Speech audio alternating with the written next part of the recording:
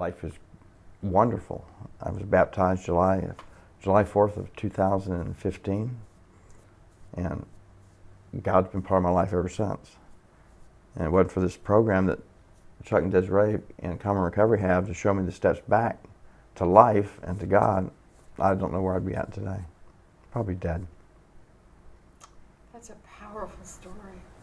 When my mother died, I poured myself into work, and I was very successful at work, and drinking was just a side thing. And then my father died, I even became more into work and owned businesses and sold them and drank and did whatever I wanted to do. I was kind of a reckless cannon. In fact, I've been married and divorced 4 times.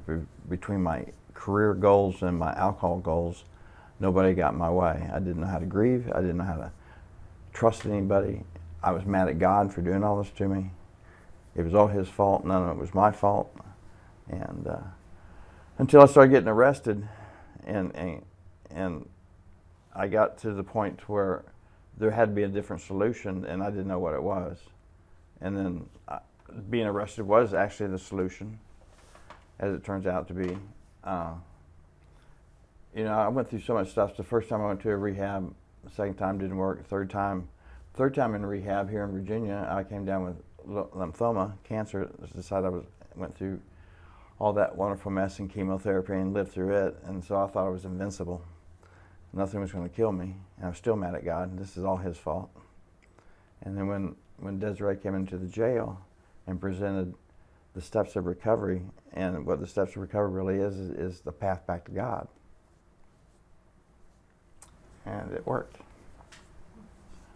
I mean, I have things, would I have done them differently? Yeah, I would have if I'd known a difference, but I didn't.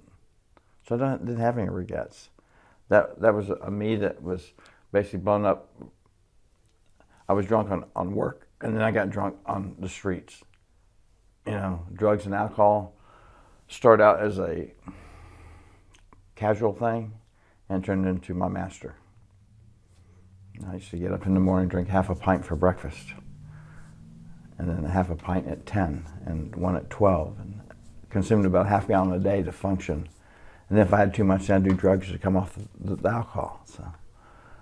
And I did that for many years, and functioned and worked and did everything I was supposed to do. Everything about me has changed, and I don't know who I am. I know I'm me. I'm whatever I'm supposed to be, I suppose. And I'm where I'm supposed to be with the people I'm supposed to be. Because if it was left up, the old me would have went through common recovery for the year, which was required, and moved on and done what I wanted to do.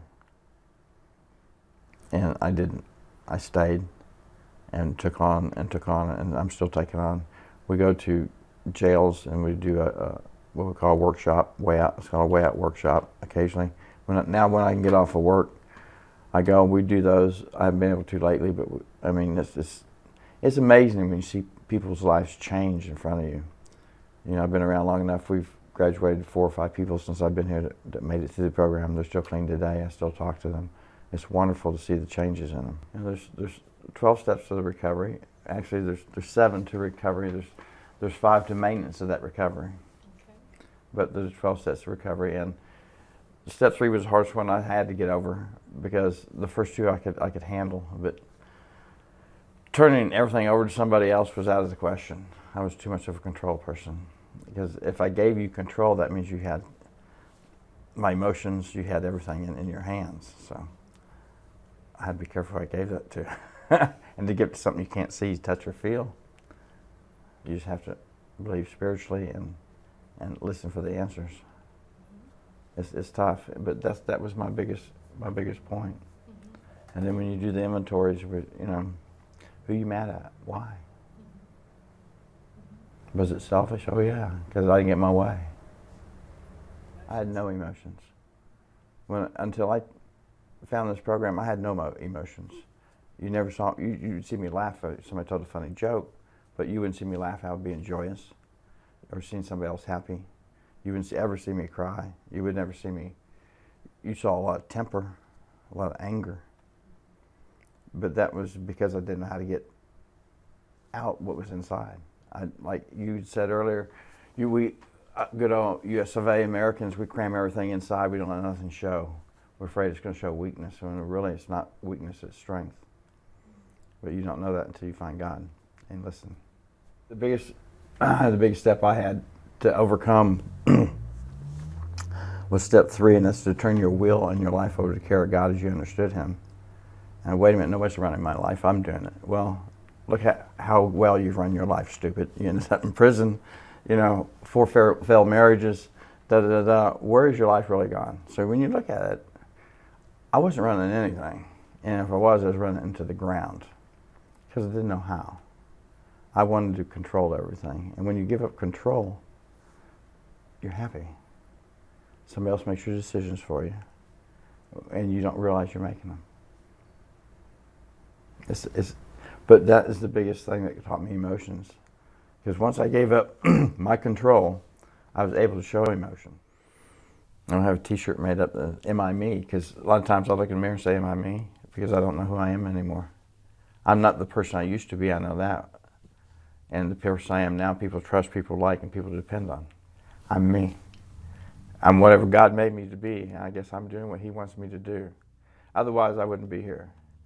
My blood alcohol level on numerous occasions has been over 5.1, 5.2, where you should have been dead. And I was talking to doctors. And I had a stroke 2 years ago and no side effects. I mean, all this stuff, and I had nothing to do with it. As long as you keep coming back to the places that are positive and showing you the right examples and moving in the right direction, you're going to move that direction. You won't get off track. A lot of people say, we got to do an AA and NA and stuff. You got to go to so many meetings a week. No, you don't. You just have to surround yourself. First of all, you got to find God. That's what the book is about, and it's a spiritual book, and people don't understand that.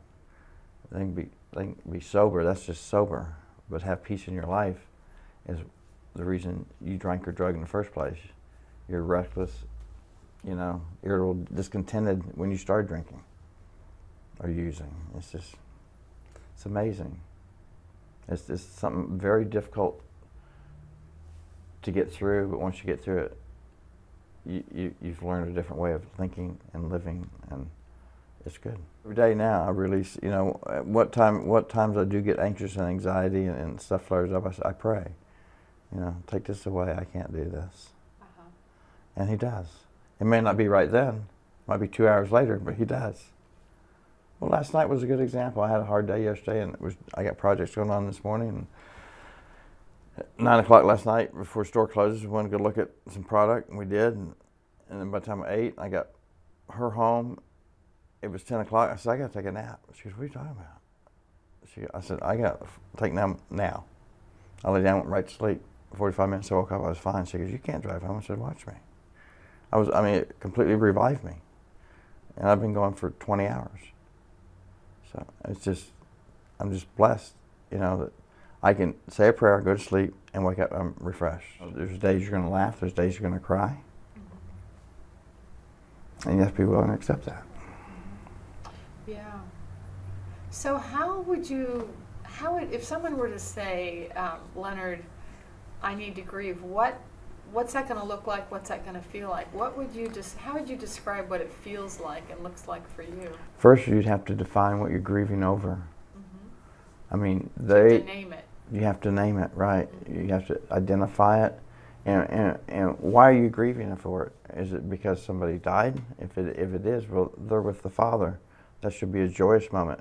You're grieving because you're being selfish, because you wanted something more. So it really shouldn't they call it grief, but it's really looking at the whole picture of, are you selfish, or is God handling us? And once you put all your faith in God and in Jesus, your grief is very short. You may cry for a moment. You'll have a sad moment, a happy moment. Emotions are good, but don't live on emotions. So if you had someone, say, here in the program who's younger than you, who, say, had a major loss, like let's imagine their mother died, what would you say to them to help them through? Pray. Pray to Jesus. Let him know how you feel. Show him all your feelings. That not that he don't already know them, but he wants to see them. Show them to him. He'll answer you. It may not be when you want or how you want it, but he'll answer it. It's really true.